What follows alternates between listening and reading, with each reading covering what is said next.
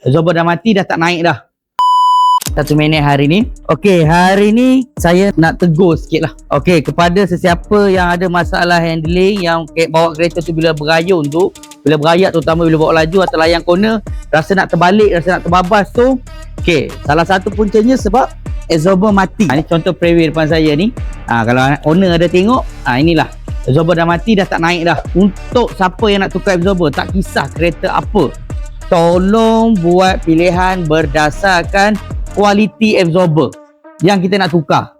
Bukan tengok harga, tengok kualiti.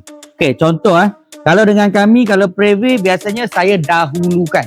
Dahulukan tu maksudnya kita tengok bajet owner. Kalau owner ada bajet, sama ada saya ambil yang ni dulu. Kayaba Atra RS, kita kahwinkan dia dengan spring original.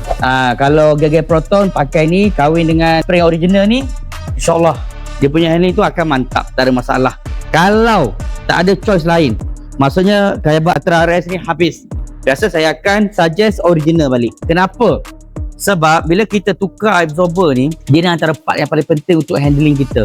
Kalau kita silap tukar yang lembut, kita punya handling tu lepas tukar, memang kita dah bunyi macam kita dah repair, kita dah bayar duit, betul, dah tukar part, tapi part tu tak ada kualiti, menyebabkan sia-sia kita baiki. Maksudnya kalau absorber ni lembut, bila kita bawa kereta tu memang rasa tak sedap. Apa jadi? Hati ni rasa tak puas je. So nampak tak? Sebab tu saya nak tegur. Kalau nak tukar absorber tau, tolong buat pilihan betul-betul. Kalau tak cukup modal, relax dulu. Jangan terus tukar, relax dulu. Dalam seminggu atau sebulan 2 tu, bawalah dengan keadaan yang relax, yang slow-slow pun tak ada masalah. Sementara duit tu nak cukup. Kenapa? Sebab kita nak tukar terus yang elok. Kita tak nak dah tukar tapi macam tak tukar. Saya banyak dapat kes macam tu. Minggu lepas pun ada satu datang mengadu bawa tak sedap. Bila saya cek, absorber dah tukar, tapi tukar yang brand tak berapa cantik tu.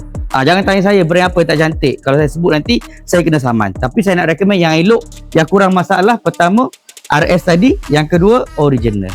So kalau siapa yang nak cek kereta, handling memang tak okey, terutama Preway, Proton Pro 2, Honda ataupun Toyota, bawa je datang ke Fuji Motorsport. Sangwipo, dapati hari ni saya Mechanic power, semua boleh settle. Kena tamat kita terus hidup macam kena sihir. Battle bunyi pelik jadi senyap.